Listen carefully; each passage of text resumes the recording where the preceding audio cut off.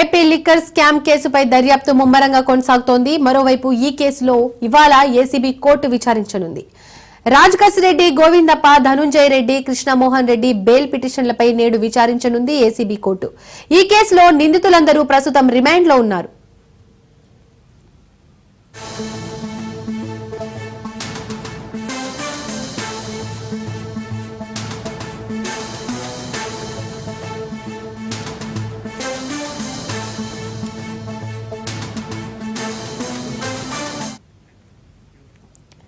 AP liquor scam కేసుపై దర్యాప్తు ముమ్మరంగా కొనసాగుతోంది. మరోవైపు ఈ కేసుపై ఇవాళ ఏసీబీ కోర్టు విచారించనుంది. రాజకసిరెడ్డి, గోవిందప్ప, ధనుంజయ రెడ్డి, కృష్ణమోహన్ రెడ్డి బెయిల్ పిటిషన్లపై నేడు విచారించనుంది ఏసీబీ కోర్టు. ఈ కేసులో నిందితులందరూ ప్రస్తుతం రిమాండ్లో ఉన్నారు.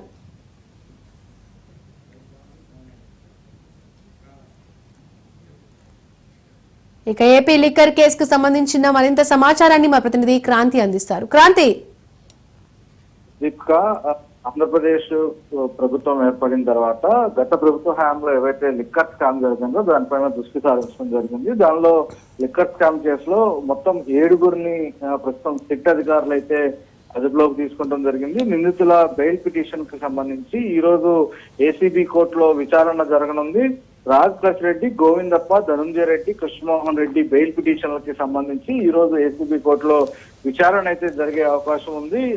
దానికి సంబంధించి ఇప్పటికే రిమాండ్ లో ఉన్న నేపథ్యంలో తమకి దాఖలు చేసిన బెయిల్ పిటిషన్లకి సంబంధించి ఈ రోజు ఏసీబీ కోర్టులో విచారణ జరగనుంది. ఆంధ్రప్రదేశ్ లిక్కర్ స్కామ్ కేసులో ఇప్పటికే ఏడుగురిని స్పెషల్ ఇన్వెస్టిగేషన్ టీం అధికారులు అయితే అరెస్ట్ చేయడం జరిగింది. ఇక ప్రస్తుతము ఈ పోలీసుల కస్టడీకి తీసుకున్న నేపథ్యంలో పోలీసులు కస్టడీకి కూడా తీసుకుని విచారించారు. ఈ కేసుకు సంబంధించి అసలు ఏ రకంగా జరిగింది, ఈ పద్ధతిలో ఈ స్కామ్ కి సంబంధించి తెరలేపారనే అంశాలన్నిటికీ సంబంధించి కూడా దీనిలో ప్రస్తుతం పోలీసులు దర్యాప్తు చేసిన పరిస్థితి అయితే ఉంది. ఇక సిట్ తో పాటు అటు ఎన్ఫోర్స్మెంట్ డైరెక్టరేట్ అధికారులు కూడా ఈ కేసులో ప్రధాన నిందితులైన రాజకసిరెడ్డి, ధనంజయ రెడ్డి, కృష్ణమోహన్ రెడ్డిని కూడా విచారించిన పరిస్థితి అయితే ఉంది. పూర్తి స్థాయిలో అటు విచారణకి ఎంతవరకు సహకరించారు, దాంతో పాటు విచారణ సమయంలో వారికి ఏ రకమైన సమాచారం లభించింది, వాళ్ళ నుంచి ఈ కేసుకు సంబంధించి ఏ రకమైన పురోగతి సాధించారు,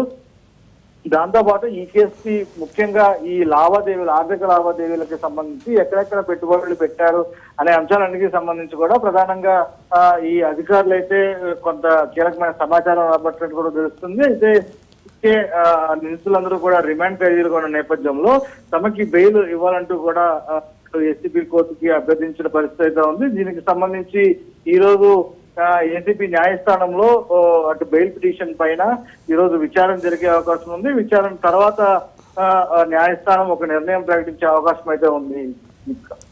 థ్యాంక్ యూ క్రాంతి.